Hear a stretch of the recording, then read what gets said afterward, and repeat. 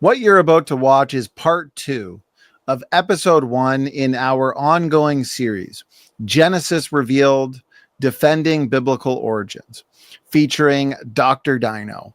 If you'd like to see the full, uncut episode, consider joining us on Patreon as a ministry supporter for as little as $1 a month.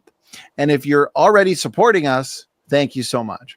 Your partnership makes this game-changing series possible. Enjoy.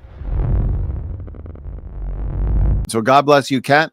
We'll chat soon, and we'll let you out of here. Joseph, thank you for the technical assistance. Okay, so that is episode 1 of Genesis Revealed, Defending Biblical Origins. Dr. Dino, the man himself, he did an excellent job presenting on several important topics. I'm looking at my notes, Matt, and he mentioned the James Webb Space Telescope early on. Isn't it incredible that the most recent data coming in from the James Webb Space Telescope shows distant galaxies that are fully mature, fully functional, similar in characteristics and nature to our galaxy and nearby galaxies. But Matt, how is that possible if these galaxies are in the early stages of cosmological evolution? Shouldn't they be primitive? Shouldn't they be premature, not fully mature like we see in what they would say is galaxies that evolved later, like the Milky Way?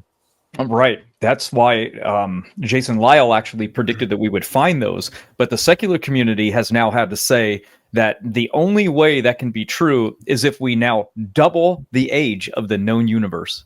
So what they've done is just push back, add more time. Because you know how you always say, just add time. It solves everything. That's exactly what they did. Is they didn't just add time, they added a lot of time. They had to double the age. So that's how they get around that, because there's no other way without a creation event that you can have that at where they are and the size they are. I mean, some are gigantic.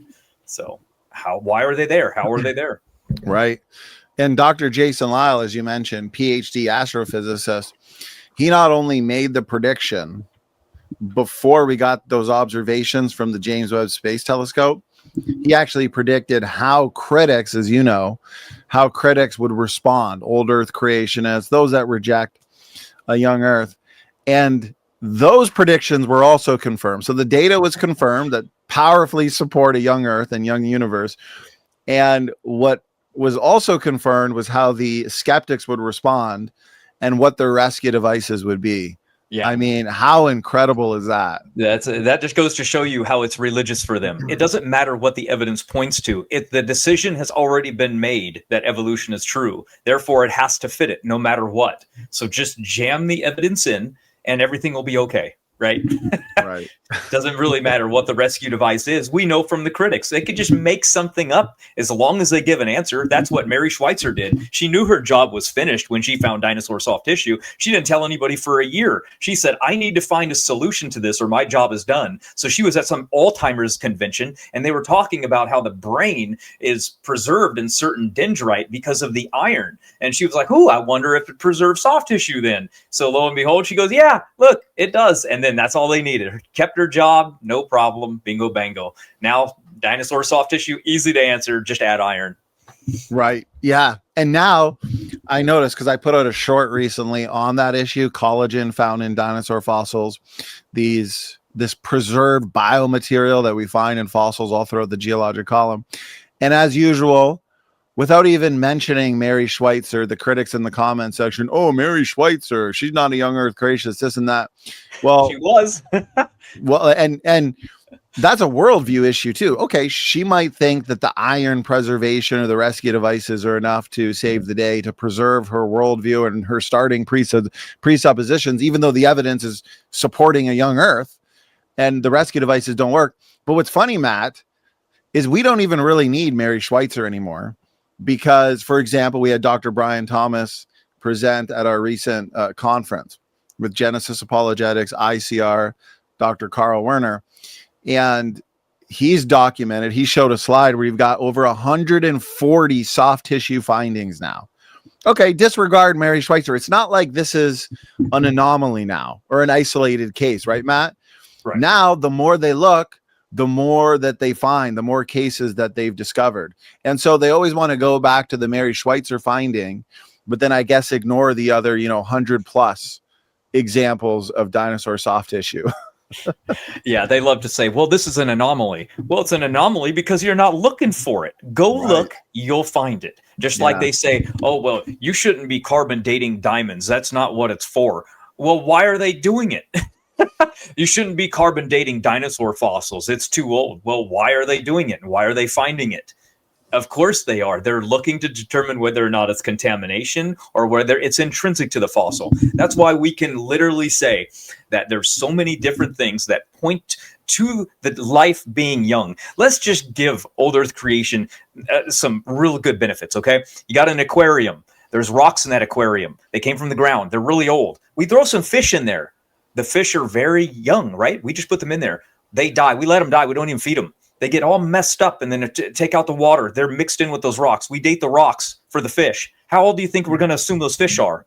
Whatever the rocks say they are. So it's not a good indicator of when life existed. So even if the rocks are dating old, doesn't mean that the fossils in them are old, because when the fossils are tested, what do we get? We get intrinsic carbon-14. We find that there's soft dinosaur tissue. We find some of them still have left-handed amino acids in them that are supposed to racemize over even 1 million years. I mean, come on. The evidence testing the fossils says they're young. The evidence around the fossils says they're old. Which one are you going to believe?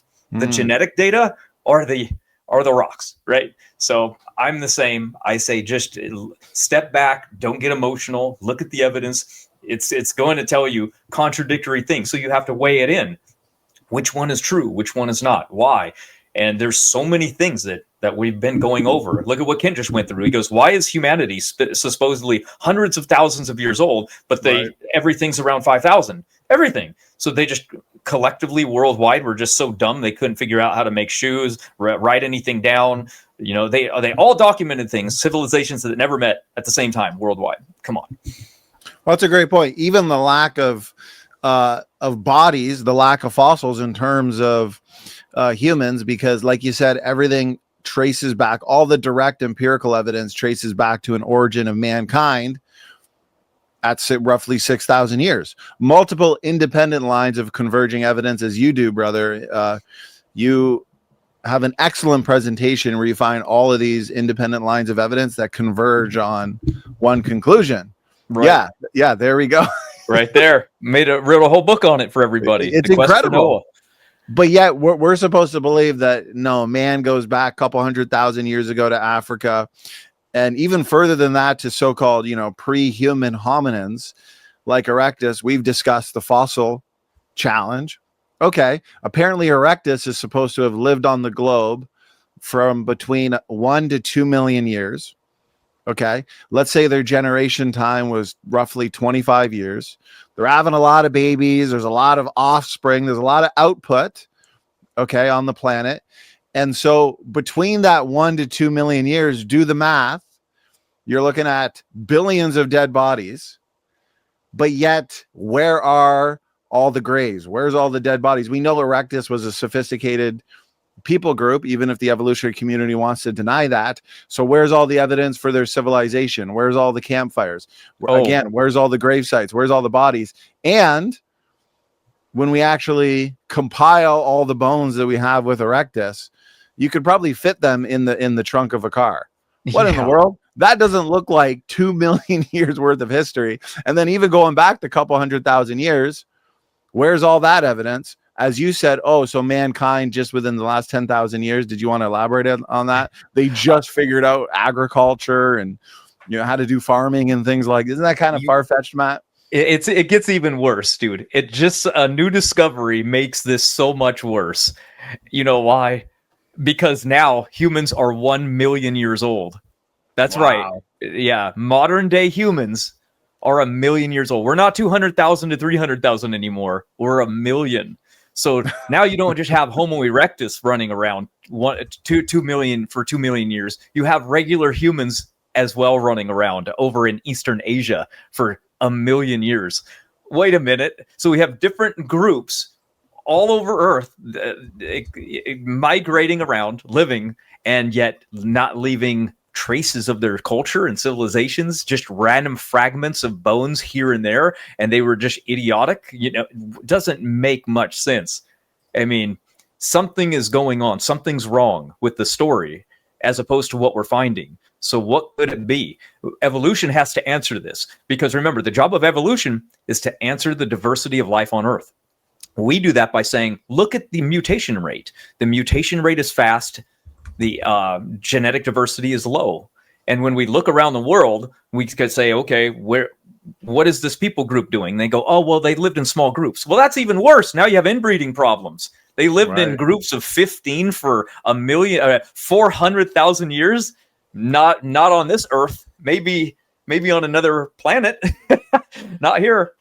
So yeah, I like the idea that everything does fit into a very shallow window of around 5,000 years, give or take a few hundred years, that all of culture just seems to arise out of nowhere, and everything matches what we would expect to find if a biblical scenario after a bottleneck took place and people dispersed after Babel around that same time. And that's exactly what we see. And the secular community agrees, because we're going to them for the evidence. This isn't creationist content. We're not making directly this up. From the conventional literature confirming what we're saying.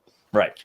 And it's a fascinating point when you bring up the genetics, when you bring the genetic data into the question as well, because not only do we have these independent lines of evidence converging at 6,000 years, the genetic evidence, which evolutionists will argue that, well, it's in the world of genetics that we have the best evidence or confirmation for common descent. I mean, some have even said, oh, it's the genetic data like ERVs, pseudogene mutation rates, and so on and so forth, chromosome 2 fusion.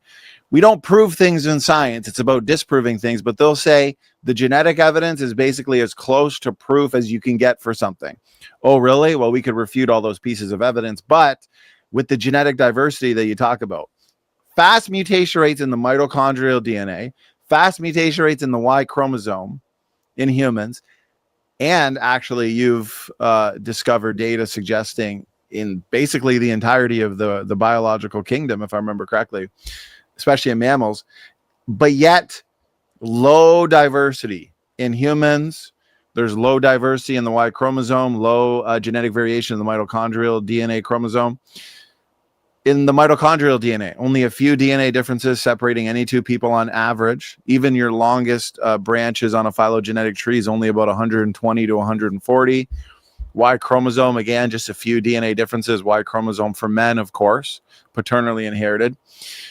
So how can you take both of these DNA compartments back a couple 100,000 years in light of the fast mutation rates and low amount of DNA differences? That's biblical time, isn't it, Matt? That's somewhere between 4,000 and 6,000 years for both DNA compartments. And you and I, we did the 2 versus 2 formal debate on Modern Day Debate recently, last month.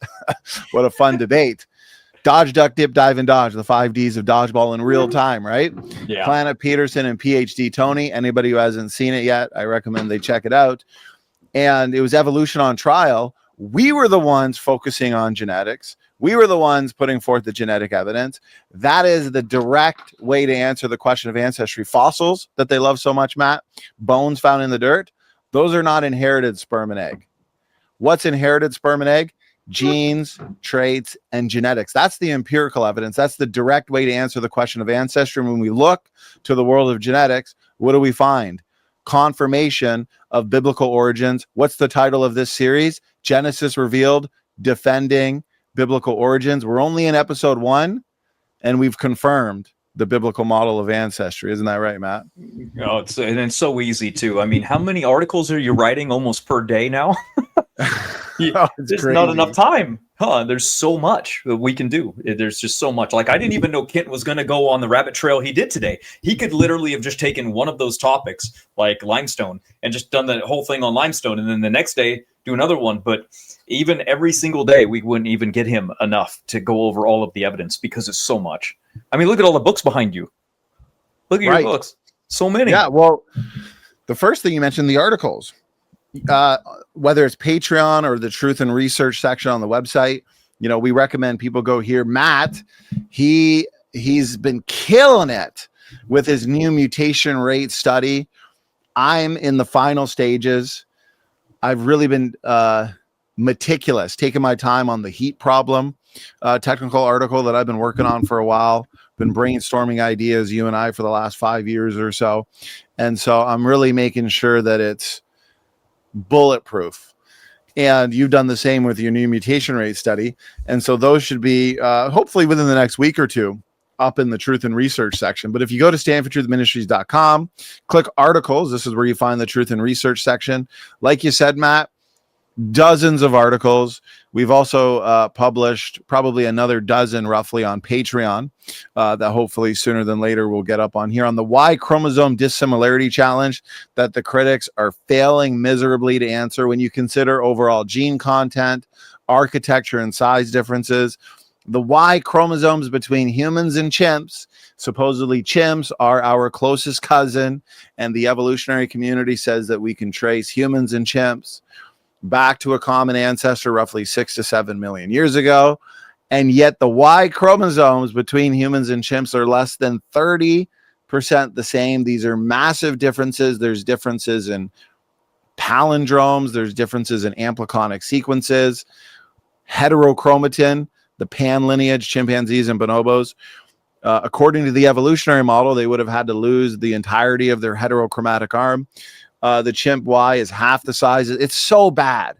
And the best they can do, the best they can offer, like Gutsa Gibbon in her videos on the topic, are mechanisms that they get from the papers. Well, maybe gene deletions, duplications, perhaps faster rates of substitution due to sperm competition.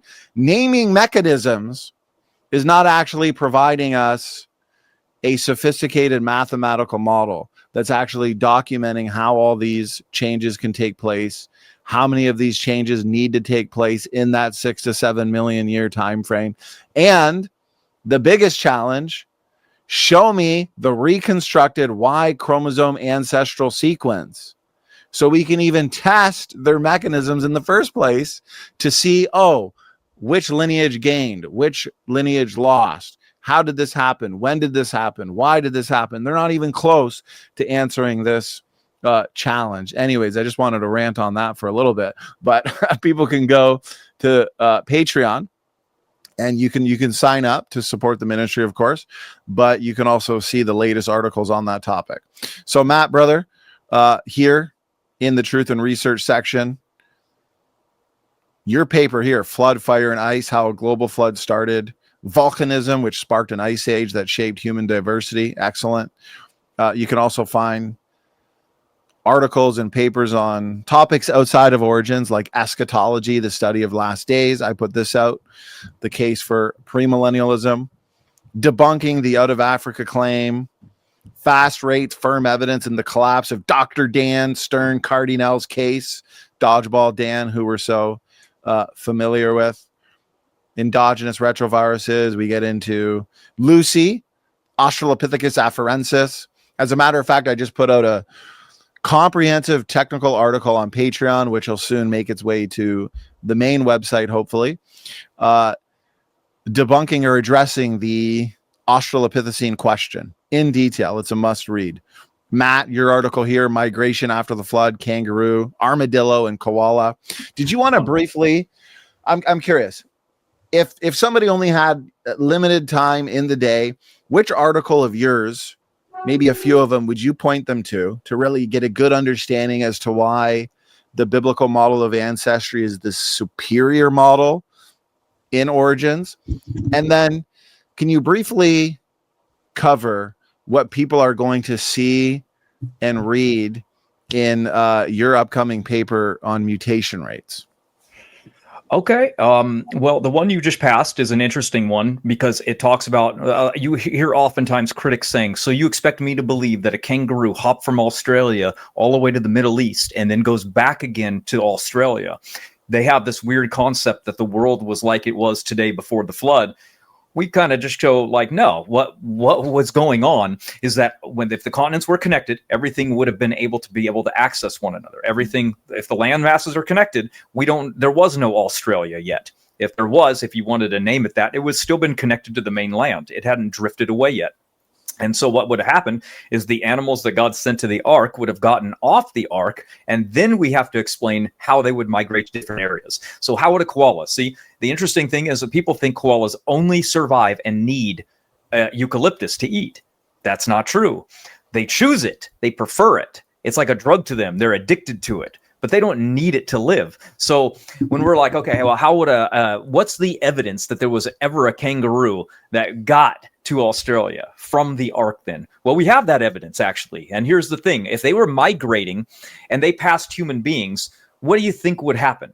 Well, humans would probably be like, what is that creature? That's a weird looking creature. And they would document it by writing it on a wall. And that's exactly what they did in India. So if they were migrating to Australia, where would they pass? They would go past India. And that's where the cave drawings actually are, right there, as you can see, of kangaroos. And since nothing else like kangaroos exist, it's pretty apparent that it's obvious they saw a kangaroo. And there are different cave systems that drew this from in different places of India. So they saw them, they documented, they drew them, but they're never been documented being in India. So what's going on? That's how they got there when the land bridge was there, meaning the ocean levels were lower before the ice age melt off. Then the ocean levels rose. They got trapped. Really easy to answer. I mean, where did an armadillo come from? They have no idea. Where did it evolve from? Go ahead. Now, anybody know? Nobody. Nobody knows what a sloth ancestor billions of years ago. Right. They'll give you something, but they don't know the chain. They don't know the ancestor of an armadillo. It just arose out of nowhere. It's called the ghost lineage. They're everywhere. Ghost lineages are all over. Where did big cat come from? They don't know. They have no idea. They think something like a Proalirus. Well, that doesn't explain where a big cat came from. A little tiny creature just evolved right into a big cat. That's why they invented punctuated equilibrium, the exact opposite of Darwinian slow gradualism. Right. Well, maybe evolution happens super fast over a really short period of time and then goes really slow for the rest of the time. They just refuted themselves. Didn't even care. Unfalsifiable. Time again. So I like that one because that shows how things and how creatures could have moved around after the flood. And the reason I chose those animals is because those would be the hardest for a Christian to answer.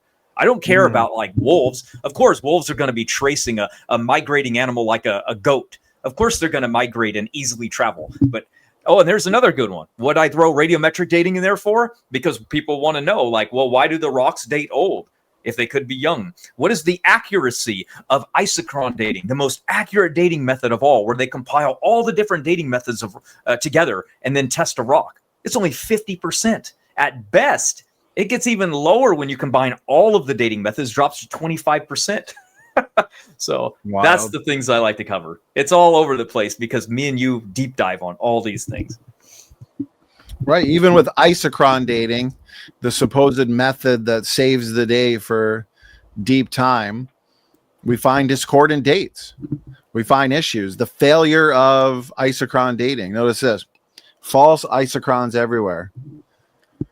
Snelling emphasizes that similar problems occur in other methods like rubidium, dystonium, meaning this is a systemic flaw, not an isolated case. Open system behavior, lead and uranium frequently move through rock and soil, especially around ore deposits or fluids, violating core assumptions of radiometric dating. Isochron dating assumes closed systems, but when isotopes migrate, you can still get a beautiful straight line that means absolutely what? Nothing.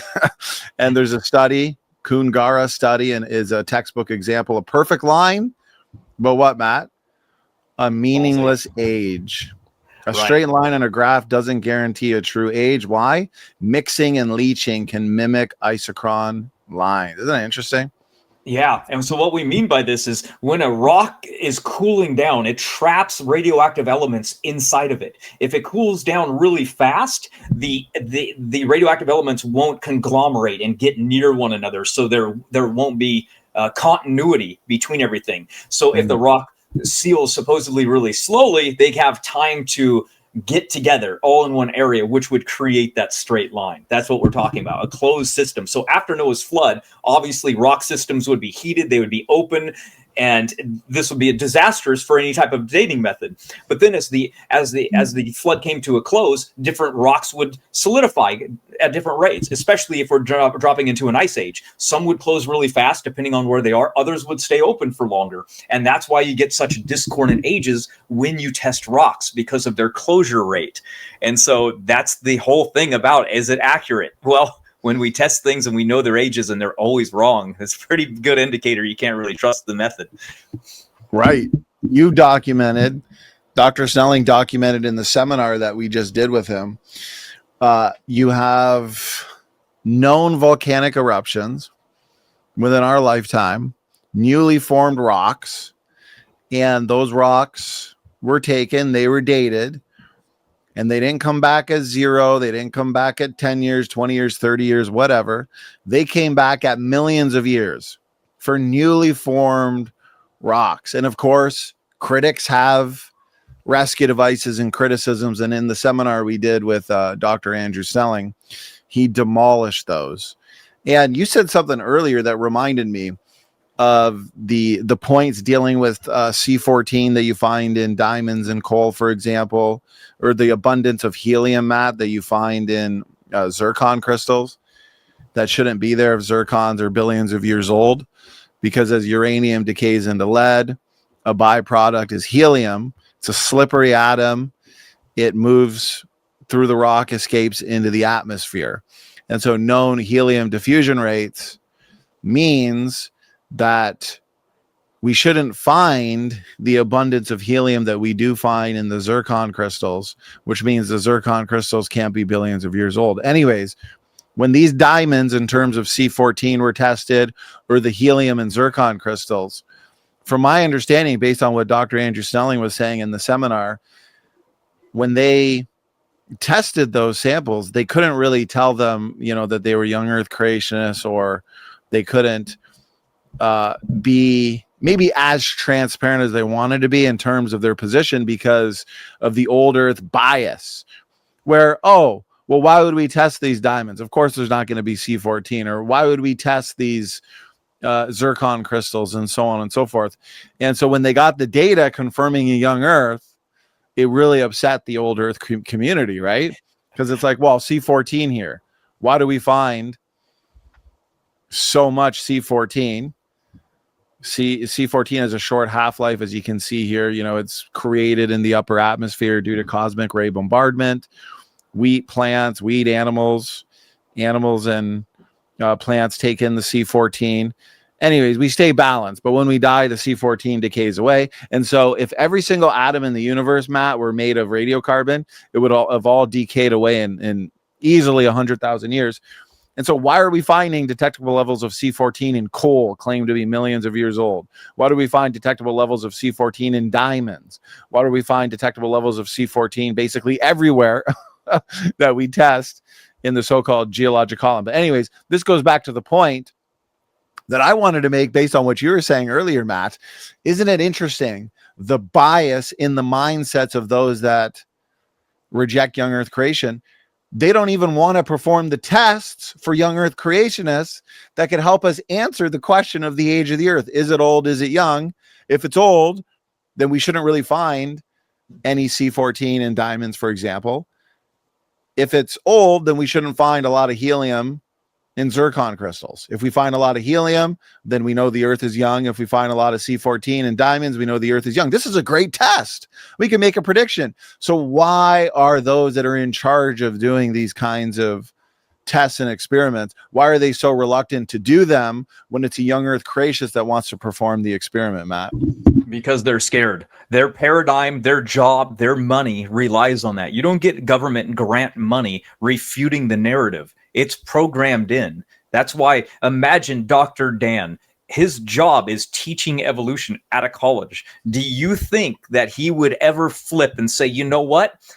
I didn't realize that this evidence is so far against us. I'm going to tell everybody I've been lying to him for the last 35 years. Right. Get out of here. He's made that choice. He's on his deathbed with it. It'll never be that way. Can you imagine saying I got a PhD and I was duped my entire life, until I was shown evidence contrary. And then I realized, you know what? Yeah, I was duped. I can't believe it. No, you'd feel like a fool. You would feel like an idiot. You paid how much money and went through how much schooling to be duped? I mean, and then you couldn't see through it at all, even when presented with better evidence? No.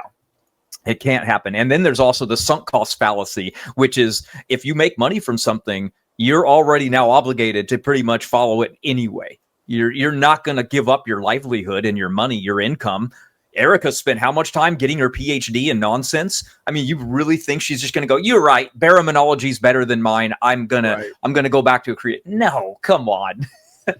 They've invested way too much time, money, energy, and work into believing that they're related to banana plants, that the earth is 4.6 billion years old and the universe is 14.5 billion years old. They're too invested in that to tap out and admit when they're wrong. As a matter of fact, some in their position deep down inside might know and recognize that this evidence is strongly contradictory to what they believe, but they might actually choose to believe on the lie, to believe the lie, just because to repent and convert would require too much change in their lives, in their minds, because they're going to think, oh no, I have a job that literally requires me to believe that the earth is billions of years old, that I'm related to strawberries, banana plants, puppy dogs, and walking sticks. And so in their minds, they're going to have to give that up, give up their job, basically, right? So in their minds, there's too much that they'd have to change. They've already invested too much to actually come right out and tap out and admit that they were wrong. Right. And the critics themselves, they're not just skeptics. These are evolutionary or biblical creationist, God-hating critics. And so they've already made up their mind, because we thought that it was the evidence that we needed to present to them to convert them. If it was only just the time and the age of the earth, then they would just be theistic evolutionists and be like, you guys have a point, but they're not. They're avid anti God. So they have an agenda already built in. They're like hidden R and Raw. Remember, R and Raw was a hidden Satanist for decades. They're the exact same. There's a reason they all hang out with one another, and they talk to one another, and they rely on one another. They're birds of a feather flock together. So that's why you can't really trust what they say, because no matter what, their agenda behind it all has to do with their position and their views on that. It's kind of like their political view. They also agree on that as well. That should tell you everything you need to know as well. Yeah. Well, as you were saying that's what I was thinking, is it largely comes down to their political viewpoints, their standpoints on political issues, because they know that the Bible, the teachings in the Bible, the doctrines of Scripture and Christianity at large, is opposed to a lot of their political leanings or political views. And so there's so much at play that's preventing them from converting. It's not just an evidence issue, because if it was an evidence issue, then they'd convert, because the evidence is on our side. The overwhelming amount of evidence is on our side. And so when it comes to the C14, I just find it interesting, because these guys will hand wave it away and say, well, maybe it's background noise or contamination, even though these samples are subjected to harsh treatments in strong acids. A lot of work is put into making sure that the C14 in the sample is intrinsic, right? Not due to contamination. The background noise argument doesn't work, Matt, as you know. Detectable levels of C14 have been consistently found in samples. There's a consistency problem for the evolutionists. It's too consistent. Taken from every level of the geologic column, from coal to diamonds. The patterns that we see in coal, as you know, actually matches the flood beautifully. The readings are remarkably uniform, far above instrument background. This isn't just noise, evolutionists. Give it up. They hope, dream, and imagine that they're related to banana plants. It's just not true. This pattern is far more consistent with a young age for the carbon in these materials than with random contamination or in situ production. The background noise argument, when we say that a sample C14 measurement is above background, that means the detective C14 activity is what? Significantly higher than the known noise level at the equipment. Therefore, it's not just instrumental noise. It's a real measurable signal of carbon-14 atoms in the sample. What this means, Matt, and to the audience, is we have a high C14 signal all throughout the so-called geologic column that, according to deep time evolutionary proponents, guardians of common descent, reflects billions of years. The carbon-14 levels detected in these samples are well above the instrument's background noise, meaning they represent a real measurable signal. This is a real legitimate signal that we're looking at. And it's powerful confirmation of a young Earth, and it absolutely dismantles an old Earth. Not experimental error. And that's precisely why they challenge the long-age model so powerfully. Carbon-14 is present in all these samples because the materials themselves, what an easy logical conclusion based on the data, right? No presuppositions, nothing hindering us from making the clear and obvious conclusion, are not millions of years old, they're thousands. Diamonds contain real carbon-14 up to 310 times above detection limits. Powerful evidence, they're young, not ancient. Matt, my second question to you earlier, your mutation rate study. Can you give us a little teaser in terms of what people can expect, why your paper leaves no stone unturned, demolishes critics like Dr. Dodgeball, Dan Stern, Cardinal, and why it really is going to be a must read? Sure. Let me pop this up. Bam. What the heck? That's not the one I wanted. Let me share. Let me start over then. Take your time, brother. How do I remove it? Let's see. Yeah. Here we go. Thank you. Okay. So I am a super fan of evidence that you look at and you step back. Because I can look at a single mutation rate study and say, look, Eve is around 6,000 years old. But what good does that do for anybody? You could just, they'll use it as an argument, and then they'll say, well, what about this? And what about this? And then they're lost. So what I like to show is that mutation rates, they agree with population growth rates, genealogical evidence that goes back in time and agrees with one another. What Kent was talking about earlier, how the different civilizations and cultures and writing systems and mathematics all arose at around the same time. So this parsimonious evidence is what precludes evolution as a theory, and precludes it specifically when it comes to answering the diversity of life on Earth. And that's where mutation rates come in, because mutation rates specifically answer that question. And evolution, what they've done is they've tied it into a concept of where the fossil record is more accurate than anything else. So therefore, we should be assuming that evolution is true when we even make or look at a mutation rate. That's their presupposition built in. So when you want to double check, go and ask, and they say, yes, evolutionary biologists often use the fossil record to calibrate, aka change the rate of phylogenetic trees and estimate mutation rates. So they change everything based on the idea that evolution is true from the very beginning. But what do we actually find?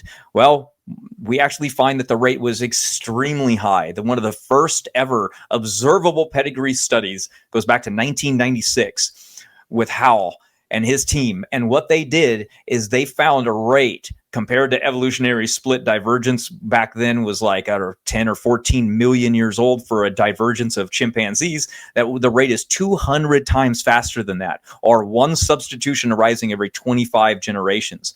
And look, the present results, as well as those of Ludstrom, who did a mathematical equation in 1992, suggested that either there's a much more recent origins of humans. So they admit right there that there's a possibility that there should be a more recent origins of human evolution, meaning most recent common ancestor, Eve, lived around 6,000 years ago, or that evolution of the mitochondrial genome is not a reliable evolutionary clock. I'm going to show you that it actually is. And that's the study I've been working on. And we go over some studies. I'm a huge fan of the Parsons study. And critics like to jump on this study because there are shallow pedigrees. They think there's only it's a dyad and maybe a triad at most.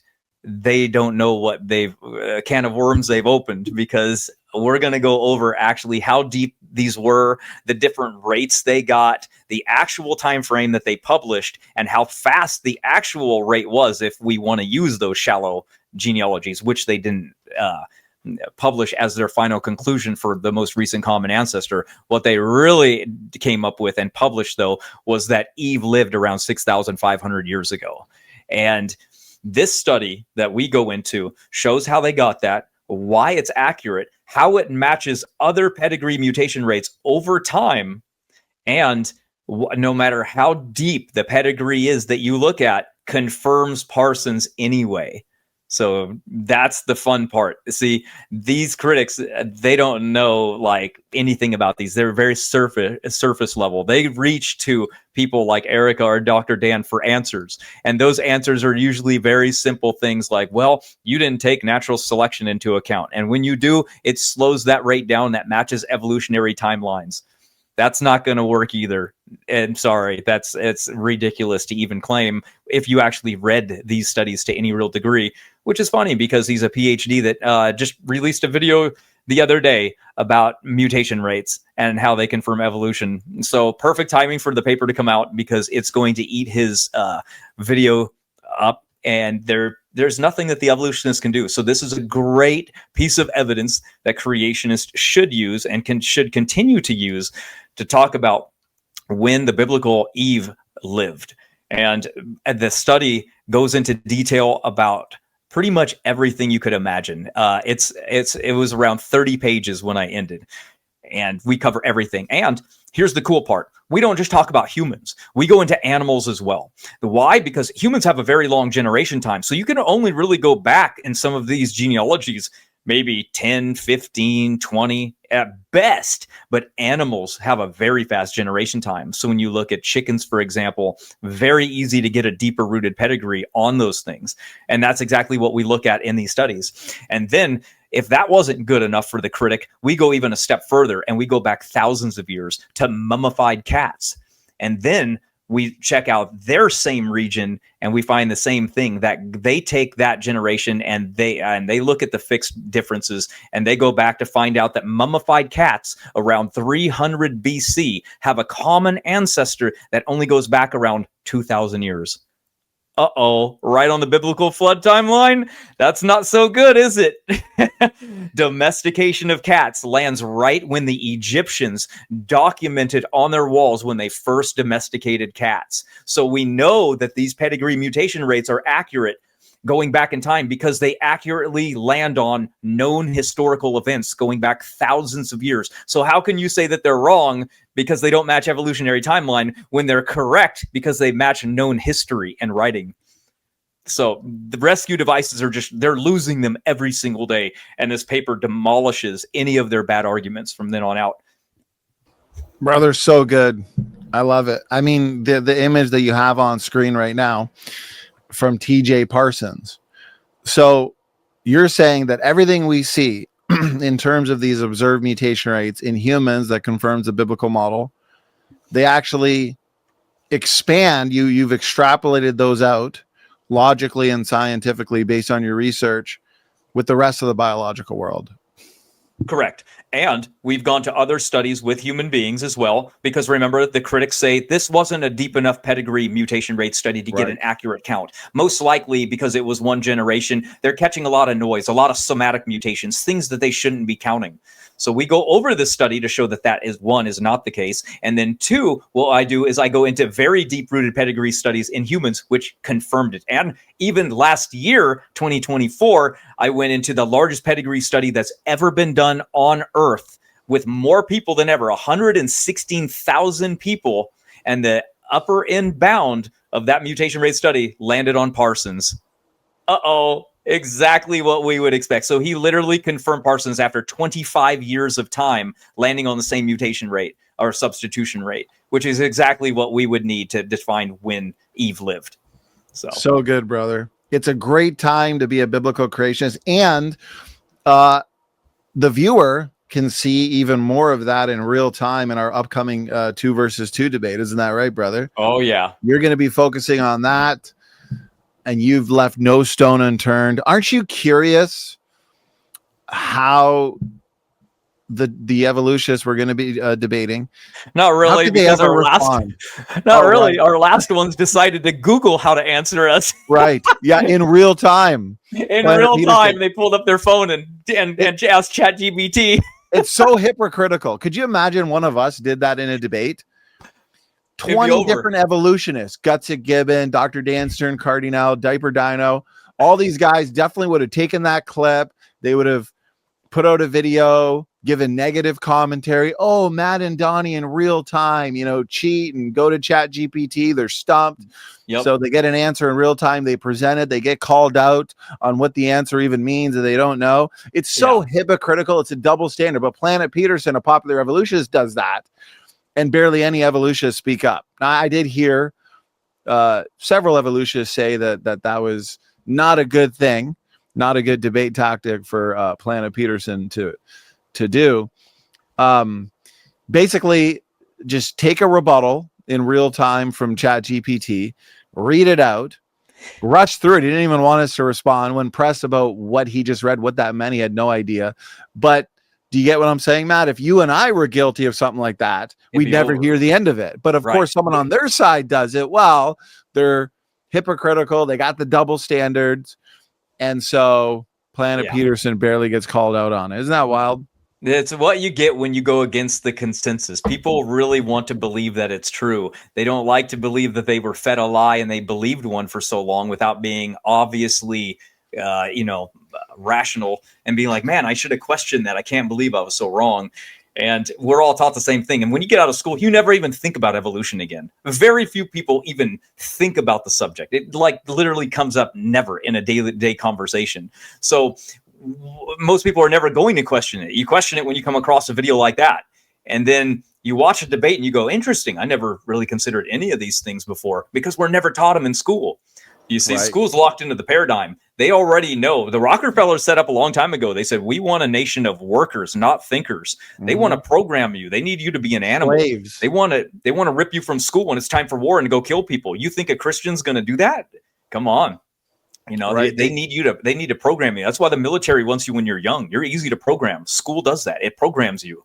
And our job, you and me, we've taken it upon ourselves to be a type of a Christian that gives answers to parents and these kids that go off to school to learn these things. You see, we learned a while ago that when kids go off to school, they learn contrary things that they were taught from the Bible, and then they lose their faith. And me and you might not be out evangelizing, trying to get new people. We're trying to stop people from falling away because the falling away is massive from this.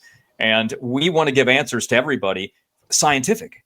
And if other ministries do something different, that's great. But we found our niche, and there's not many people doing what we do. Ones that are like what? We got CMI, AIG, Kent Hovind, ICR. That's it. So we've taken it upon ourselves to go after the critics. They don't do that. They turn the other cheek. They just let it get walked all over. We don't do that. We say, nah, these critics are lying to you. We're not falling for their nonsense. We're going to fight fire with fire.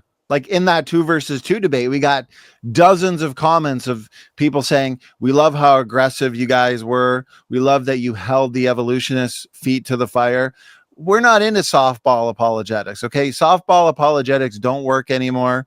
You need to fight fire with fire. You need to hold these guys' feet to the fire. You need to utilize our best arguments and scientific pieces of evidence for young earth and arguments against the deep time evolutionary position, but you have to utilize them correctly. You have to basically rub their faces in it, make them address it, call them out for dodging, call them out when they're making assertions. If they put out videos critiquing us or challenging us, we respond. We put in the work, we respond. If you're into apologetics, even if you don't like debates, it's my opinion, and maybe I could be wrong, but if you are in the world of apologetics, which is defending the faith, then you should be required to at least do one debate in your entire apologetics career. Does that make sense, Matt? Because there's so many critics out there, and I get debates aren't for anybody. So maybe, a creationist apologist, they just do one debate, check it off, and never do it again. You know what I mean? Right. But or at least you're written. Even a written debate, or at least video debates, where if a critic like Dr. Dan Stern Cardinal or Gutsick Gibbon or Aaron Ra or Simon Dan, if they put out a response or a critique of your arguments, don't just ignore those arguments, because then the general public, if they are doing their research, let's say they go on YouTube and they type in a certain name or argument or model, and there's more videos of an evolutionist critiquing that person and critiquing that person's model than there are videos actually defending the model. Well, the general public are going to think that that person's been debunked. Don't take them seriously. They've been discredited. No, we need to defend our positions. We need to defend the arguments that we use or discard those arguments. That's why it's so important to do debates, to engage the critics. You don't even have to engage them directly. Like you said, you can do it in written form or just video rebuttals. We do video rebuttals. We do debates. We do it all. Written, we do debates directly, right, in digital form. And then we also do video rebuttals because we want to show the public, we want to show viewers that we actually have answers to the critics. We have answers to the challenges that they put forth and the criticisms, because there is a psychological impact on people that are on the fence, right, Matt? That if an evolutionist is putting out video after video after video against the young earth creationist position, but then young earth creationists aren't putting in the work to refute those points or those challenges, then those on the fence might actually think that the evolutionists are right. And we don't want that. We want to show people why it's a great time to be a biblical creationist, why we have answers to challenges, and why we can easily dismantle objections. Does that make sense, Matt? Of course, because we have a better model. We can answer the diversity of life on Earth better than they can. Why not present that? Why not share that with the public? Other models of biblical creation, old Earth, theistic evolution, they don't have models. It's like they make it up as they go along. Like you said earlier, well, it could be 1,000 years per day. It could be 10,000. Wow, real accurate, you know. Oh yeah, that's you and mine. That's our study. That's our conclusions from the study, from using the average from different studies all the way down from, some rates that were about 1 out of every 27, all the way up to Agnar Helgeson's 2024 study that got 1 out of every 40 to 45. So I just used the straight average. I didn't even use the fastest rate, and the average takes us right there. Look at that. With a 95% confidence between 6,000 and 7,200, literally right in between the Greek Septuagint and the Masoretic text. I love it. It's incredible. It's incredible. And that's why we don't shy away from engaging the critics, refuting them. I'm going to be recording as soon as we're done here, which is, I should remind the viewer, this is what? This is a members only, Patreon only series. Genesis Revealed, Defending Biblical Origins, featuring us from Stand For Truth Ministries and Dr. Dino. The typical structure for this series will probably be what we're doing here, an hour with Dr. Dino and then an hour with you and I. Very similar to the series that we did back in 2023, 2024, which was an excellent series. You can find that on the channel under the playlist section titled Creation Series, and lots of great feedback with that video series, thousands of views. And so a couple hours, Dr. Dino, the first hour, you and I, the second hour, discussing the topic. We're largely focusing here on the age of the earth because that was the topic for episode 1. Episode 2 is going to continue the age of the earth for sure. Anyways, Patreon members only series. And so if you really want to enjoy and benefit from this series, consider becoming a ministry supporter for as little as $1 a month. Every little bit helps. You can do it through YouTube as a YouTube member or Patreon. And what this does, Matt, is it helps us to continue what we're doing in terms of engaging the critics. We have multiple research projects going on behind the scenes, never-ending work when it comes to research, study, and writing. We're now more involved in debates and presentations on other channels and with other ministries. And we'd love to get to the point where we have 2 full-time workers. And I'm talking about you. You're doing this part-time, but basically full-time in a way, because even when you're not working a secular job, you're still doing Young Earth Creation. So we'd love to get to the point where we had enough coming in terms of gifts and ministry support that we both can be full-time. Because imagine how much more we could accomplish. We also have major goals, big goals.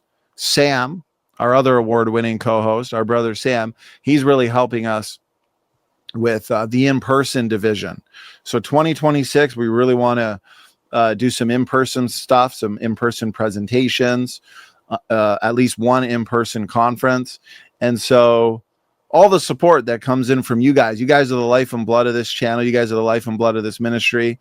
And the more support we get, the more that we can do.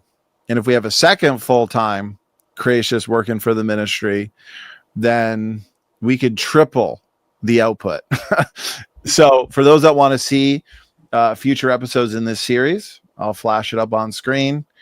We've got Matt, myself, and Dr. Dino, Genesis Revealed, Defending Biblical Origins. And people can probably already tell that it's going to be comprehensive. But as soon as this is done, Matt's going to be kind of editing and piecing it together. And I'm going to be recording a rebuttal to good old Simon Dan on comments. So never ending fun. Matt, is there anything you want to add to there, brother? No, I mean, you guys are in for a treat because members, you guys get the ability to critique and ask questions, and we can go into it for you. A lot of ministries, they're active, sure, they post online, but you're never going to get a reply. Go ahead and post on AIG and ask a question. You're not going to see them again. They're not going to answer you. Nobody's going to talk to you. We do. We're active. We go in there. We talk with people. We debate them live sometimes. I mean, we try not to because it eats away at our day. And we're making hundreds of pictures, writing papers, editing videos. And we got a lot going on. Apologies to interrupt, but what you said is so important. Look what I've been doing, for example, the last 3 days. I've been in the comment section of my Y chromosome videos, engaging the critics in detail, and then even putting out short articles responding to what they're saying, leaving no stone unturned, showing everybody that no, these guys have not, even though they assert it confidently and loudly, these guys have not addressed the Y chromosome dissimilarity challenge, which is their heat problem, you could say. And we're directly engaging commenters. We're directly interacting with, as you said, critics. Right, exactly. And that's the best way. And that's why we've learned so much. Because when you ignore critics and you ignore the best arguments, you're going to get countered. You're going to get cornered one day, and you'll be in a debate, and you're not going to even know what to say or do, and you're never even thought of it. And being an apologist is very hard because you need to know so many different subjects and so many different topics that when somebody brings it up, you can't just be like one person. Like Answers in Genesis is so big, they can have one person that only does geology, only one person that does mutation rates, only one person that does population genetics. We are a team of two that we have to know everything because we're the ones doing it all. So it would be nice to be able to expand and grow and have a larger team like that. But for right now, apologetics is a thing that me and you have dedicated the last 5 years to. And we've got so many videos. It's incredible, covering all the different subjects. And we're the ones trying to solve the problems. The critics bring up topics that are very vast and wide. And when people come for answers, we want to be that go-to place. So if you have questions like me and you decided, hey, let's have a peer review like Answers in Genesis has, but let's do papers on subjects that no one's ever done before. You know, like, for example, Pando. It's one of the oldest tree systems on Earth, according to evolution, between 18,000 and 82,000 years old. And no, there's nothing for young Earth creationists to answer that question. Look it up, type in Pando young Earth creation. Nothing exists. I said, let's do that. Let's focus on things that nobody wants to touch or tackle. And that's what we do. And here's a great free article for everybody to read and exactly how to answer that question in 2 different ways. We only need one. Well, and that's what I love to do. We believe in multiple working hypotheses, and that goes to a major challenge like the heat problem. Here at the ministry, we've offered several different solutions, and they all work. Isn't that right, Matt? And Yes. You've done more work than almost anybody I know on the heat problem and dismantling dating methods. You've written an entire book on it, which I've got behind me in my bookshelf that I highly recommend people pick up. And so we want to show people, both critics and non-critics, okay, so here's a challenge. Here's 2 or 3 different ways you can answer it using 2 or 3 different creationist models, and all 3 work.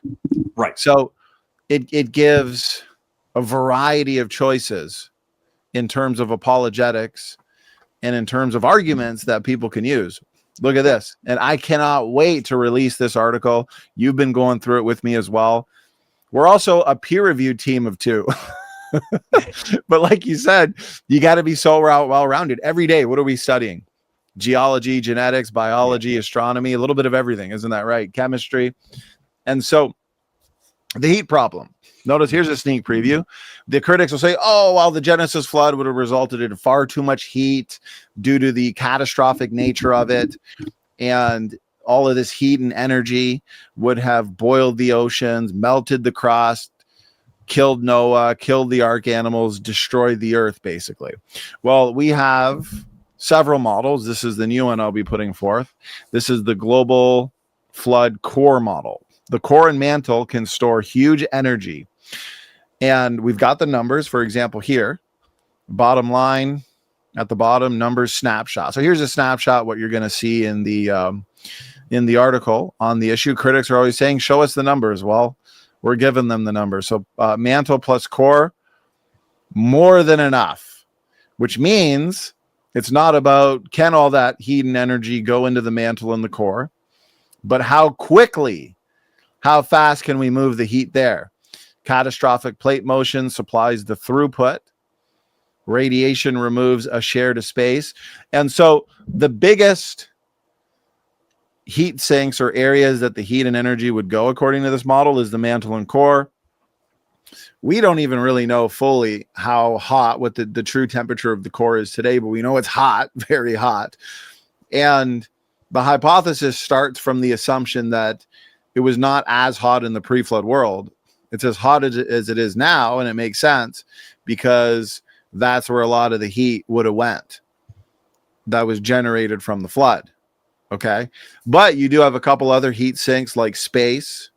Okay. Radiation removes a share to space. Oceans are minor. Miles and miles of water obviously can take up a lot of that heat, but it's just minor because the critic's going to say, oh, that could only handle like a percentage, 0.5 or something like that. That's okay. Just a couple extra heat sinks, just showing that heat and energy from the flood is not a bug. It's a feature. That heat and energy could also be used to making hydrocarbons. So the heat problem isn't a showstopper. So yeah, a lot of this coal that we find, oil, okay, old earthers like to say, oh, there's just no way in a young earth that you could explain all of this coal and oil. You need millions and billions of years. Oh, really? Because a lot of heat, energy, and pressure can rapidly form coal and oil. And we have a lot of heat and energy and pressure during the flood. And so the pre-flood world would have been the perfect battery in terms of absorbing just a little bit of the heat to form coal and oil. Okay, but most of it's going into the core and the mantle. It's not a capacity problem. We've determined that with the numbers. It's a throughput problem. Earth isn't a sealed oven. It has plumbing. It moves things around. Heat and energy gets moved around. Move most heat down. Rapid subduction, downwelling advects energy into the mantle plus core, which has a colossal heat capacity. Vent a fraction up, volcanic aerosols, plus hot plumes, stronger radiation to space. Oceans are minor, as I said. Biomass uses a slice of it. Oceans buffer a little. Lush pre-flood biomass. We've discussed how the pre-flood world was probably 95% green and lush to form coal, oil, and gas. Heat consumed in conversion. There's a numbers snapshot for people. The deep interior absorbs just a massive amount, colossal heat capacity. Bottom line, move it, vent it, use it. We got to get a shirt, brother. The heat problem on one side and on the back, move it, vent and use it. Move it, vent it, use it. Yeah. The boil the oceans claim assumes the heat stays trapped at the surface. It doesn't. That's just in a nutshell. That's going to be good enough for most people. Of course, won't be good enough for the critics, which is why we've got the more technical article coming out on that one. Matt, anything you wanted to add there, brother? Yeah, look, you're literally solving a problem for a ministry that you don't even necessarily believe in their entire flood model. Think about that. We are trying to solve a heat problem for Answers in Genesis model called catastrophic plate tectonics. There's also another model called hydroplate theory that has a heat problem as well, because Walt Brown decided to create all of the radioactive elements during the flood. Another heat problem, another problem that we've solved. So our goal here at this ministry is to give answers in many different ways, because you might like one model over another. You might say, I like Walt Brown's model, but how do I answer that heat problem? We try to solve that. You say, I like catastrophic plate tectonics. They're way better with geology. I like that model more. And so how do I answer their heat problem? So, well, how do I answer it without invoking a miracle? Because that's what they did. So we run the numbers. We sit down and we think, what would be a scenario that could do that? And that's where we come in. We're trying to be a ministry that wants to answer these questions that are really hard for the other person to usually find an answer to. And I think that's what makes us more unique is we'll challenge the critics, say like, look, we're going to solve the problem. What do you accept it or do you not? And they won't even accept it no matter what. We'll run the numbers. Watch, we'll give them the numbers. They won't care. Right. Do they ever care? No. They've already made up their mind. It's not an evidence issue. It's not an evidence issue. You made a very significant point. What we do in answering all these challenges, looking at what the critics are saying, we're diligent in our work. They want the numbers, we'll give them the numbers. They're attacking CPT, we'll address those challenges for people who like CPT. They're attacking a hydroplate, we'll address those challenges for people that like hydroplate. You and I, our flood model is probably somewhere in the middle. We've got videos out there called, the SFT flood model kind of thing. Anyways, but we are not naive. We understand that just because we answer a challenge, just because we provide the numbers and give the critics exactly what they're requesting and asking for, that doesn't mean all of a sudden you're going to have, Dodgeball Dan, Gutsy Gibbon, Diaper Dino, Aaron Raw, Professor Dave. They're all just going to tap out at the same time and say we're Christians.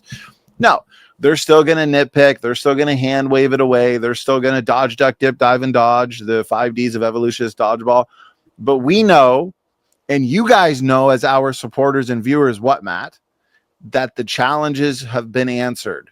They have not been ignored. And then those on the fence, not quite an evolutionist, not quite a creationist, they'll see the same thing because they're going to be objective and they'll convert because of it. Right. So we're actually utilizing the militant critics. They're great in terms of providing us content, in terms of giving us challenges and research projects. We love them for that. That's why I like to say that these critics are truly a gift to creation science, aren't they, Matt? Because they help us to refine our models, to refine the arguments that we use, to reformulate them if necessary, and come even more to a better model, the superior model. Right. And that's essentially what we are. We're almost like for Christians than anything else, because the militant critics aren't converting because of the evidence. So we're here to give answers to Christians because they're going to use apologetic arguments and they're going to have to teach their kids this stuff, or they're going to at least have to give them the information. And so that's where we come in, because we are so well-rounded now from all the years of study that we can give an answer or at least direct you to somebody that's even more of a specialist. But our goal is to deep dive on all these things. And he and I, Donnie here, right here, we split up some of these things. Like, I don't even look at ERVs. Right. I don't care. That I don't have time for that. That's his. He got that covered. When that comes up in a debate, Donnie, boom, I'm not even going to say the word. It's like, the conspiracy cats debate, radiometric dating, isochron dating, thermal luminescence dating. It's like, Matt's got it covered. I don't need to. I can spend a little bit of time studying those issues, right? But if you want really in-depth answers, we got Matt. Right. Oh, chromosome 2 fusion ERVs, don't worry. Yep. I got that covered. Mm-hmm. And that's a team of 2. And then we have so many visiting speakers and visiting guests. Oh, distant starlight. Let me introduce you to all the videos we've done with Dr. Jason Lyle. Right. Oh, you got objections to radio halos? Let me introduce you to Dr. Andrew Snelling, a true warrior for young Earth creation. I mean, that program we did, 3-hour seminar, that will go unaddressed. Critics are going to have no choice but to dodge that. You said that we're well-rounded. Well, I know I've been eating a lot of my wife's baked goods, a lot of cookies she's been making lately, banana cream pie, but oh, you meant well-rounded knowledge. Yeah, not physically. Yeah.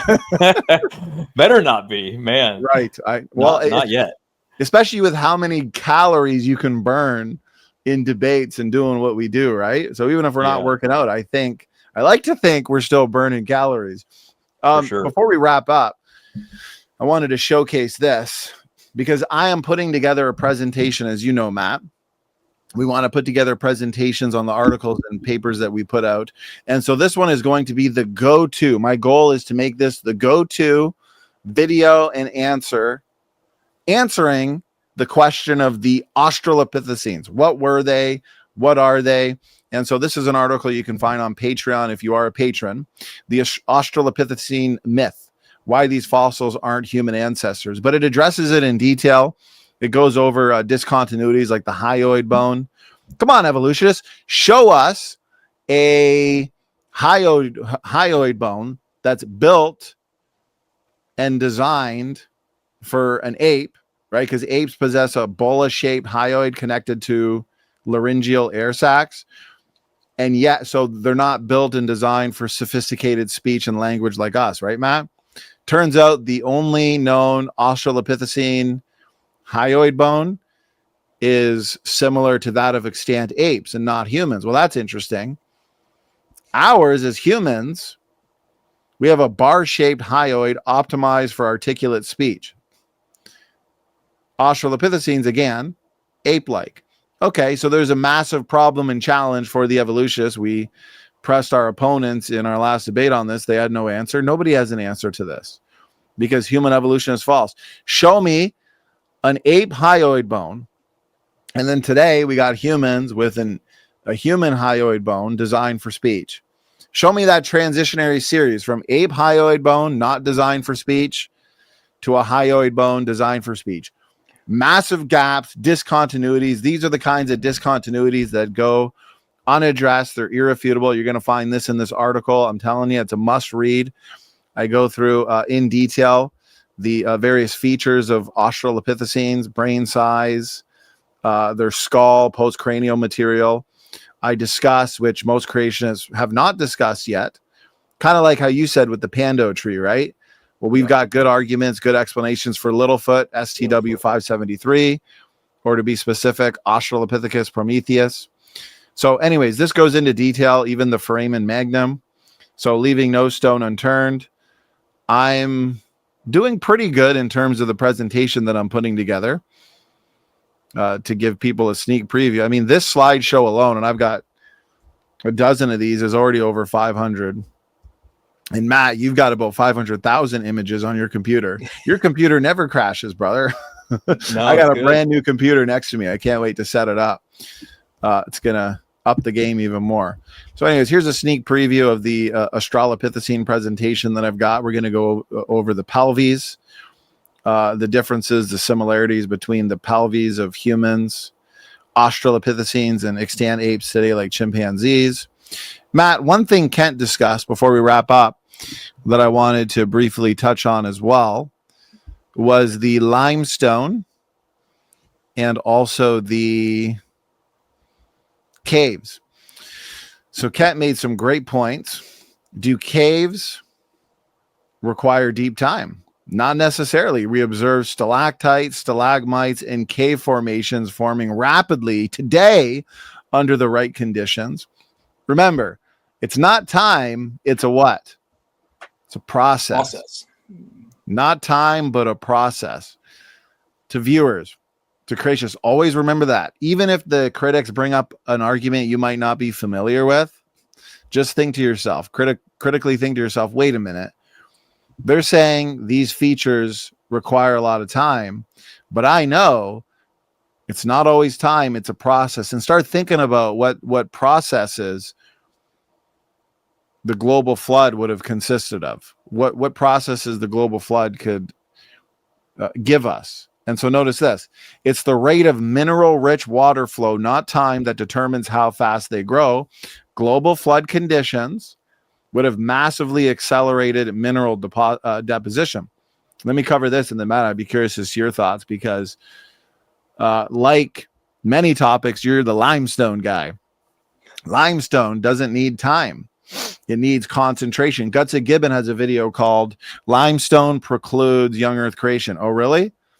High flow, mineral rich water forms limestone rapidly even today.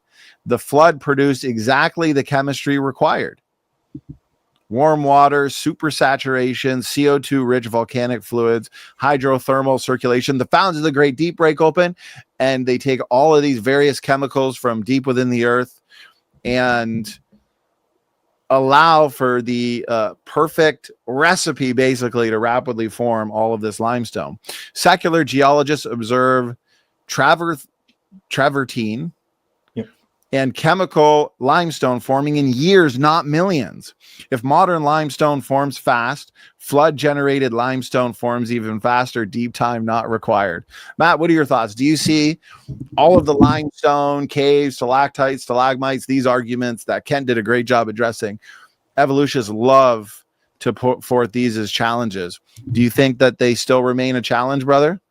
Well, one thing that I wish Kent would have presented as well is that when they date these limestone and stalactites and stalagmites, they date hundreds of millions of years old. Yet we've known from what he showed is that they're forming fast. So you can't see another example. You can't trust the dating method, which they are trusting to determine the age of the Earth. Right. So again, if we're going to something that we watched form in 40 years and it tests hundreds of millions, it doesn't make logical sense. Which one are you going to believe? Your own eyes? Or are you going to trust what the paper says regarding the math of radiometric dating? It should be beyond logical what you would trust. But they've swindled the mind so much, like Kent says, you have to go to the school for years to be that stupid. Yeah, you'd have to get a PhD in evolutionary biology to believe that you're related to a banana plant, that the Earth is billions of years old, that the universe is 14 billion years old. And to hand wave away all the evidence we've discussed in only one episode. This is episode 1. So to the viewer, could you imagine when we've got a dozen episodes? This will be the ultimate origin series, Genesis revealed, defending biblical origins, brother. Is there any other final topics, final points you wanted to mention or bring up as we wind down episode 1 here, Matt? Yeah, like usual. There is. I wanted to look at the limestone thing one more time. Take your time. Yeah, let's do it.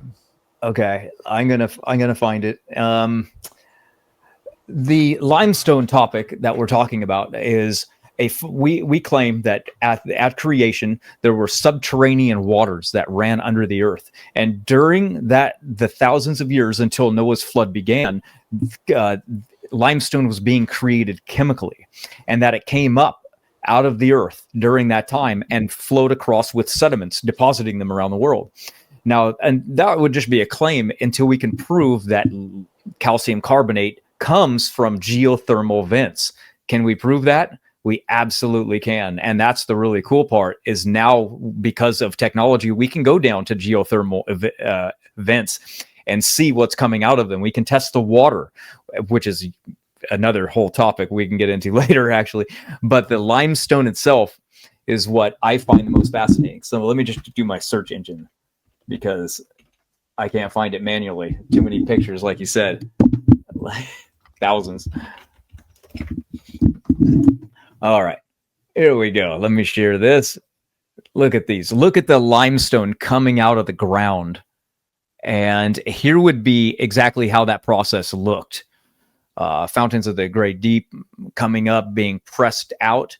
And then as the water jetted out from the subterranean layers, it's going to bring with it sediments, especially as the sediments corrode the other walls away that are above it, depositing limestone with the layers of sediments. That's why we find a layer, limestone, and then there's limestone on top as well. How could there be limestone on a top layer of the Grand Canyon if limestone formed from water slowly over millions of years. They say that the Grand Canyon was formed from a river. What's limestone doing up there? That makes no sense.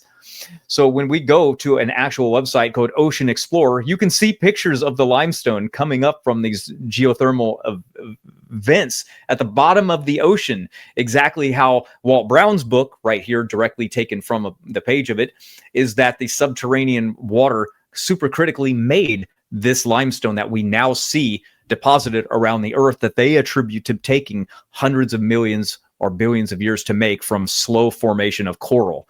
And the reality is, no, it's a process, and it can be made chemically, and it can be done fast. And these are living example and proofs that that's true. So that's what I wanted to show.